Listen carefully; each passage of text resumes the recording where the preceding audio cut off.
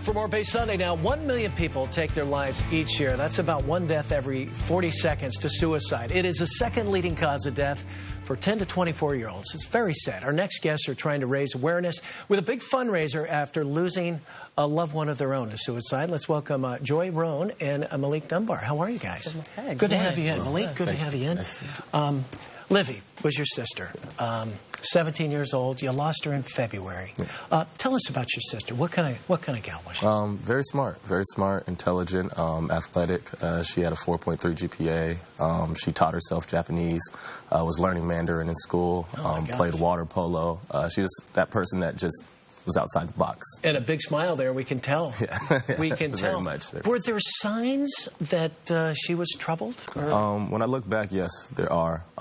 But in the moment, I don't know. And a lot of people don't know because they're not familiar with the things that people go through on a daily basis. Was she bullied? It was bullying because she was so eccentric and she was different from people. It didn't fit their standards and norms, so she was ridiculed at times, and you know, it did kind of affect her a lot. And now you're taking the torch. You want your sister's name to live on to raise awareness. Yes. On suicide. And what have you learned over? I've learned that just mental health issues aren't things that a lot of people talk about. It's something that we all could learn more about, and learn more about the signs, and learn more about what ails people, because it's just like a sickness, as if you were getting a cold or things like that. Yeah, something like this is so personal. I think you internalize it, and you know, sometimes you're ashamed or whatever. Now, Joy, tell us your relationship with Livy. So I met Livy probably only one time when she was about probably 10 years old, but when this happened, the associate pastor of my church is Livy's grandmother, and I knew I needed to do something. When I looked at the statistics around suicide in her age category, it just blew me away. I know. I looked them up today. I was like, you got to be kidding me. Yeah, it's a lot. And so what I do is do promotions, and Yoshi's is my venue of choice, and so. And you got a big one coming up. Talk about it. Yes, May the 2nd at Yoshi's. May the 2nd. It's called For the Love of Livy. And I've enlisted a't of Bay Area artists to come out, and they've donated their time. Some of who have been on your show. Gina Breedlove, Nona Brown. Nona Brown, sure. So we have some really phenomenal people coming to the fundraiser. It's May 2nd. They've all donated their time. Yoshi's, plug in for Yoshi's.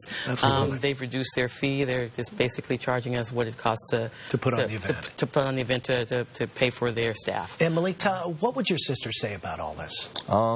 She would want everybody to, you know, to love each other, pretty much. I mean, the fundraiser in itself is a beautiful thing, but she just wants everybody to be happy, to encourage each other to do more for each other rather than just for ourselves.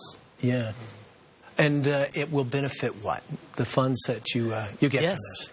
The organization is SAVE, Suicide Awareness Victims Education. Okay. But Malik is also starting a nonprofit. Oh, no kidding. Tell us about that, Malik. The nonprofit is actually a piece of my fundraiser that I did to help with the funeral costs and to put some of the money towards SAVE and another one called the Trevor Foundation.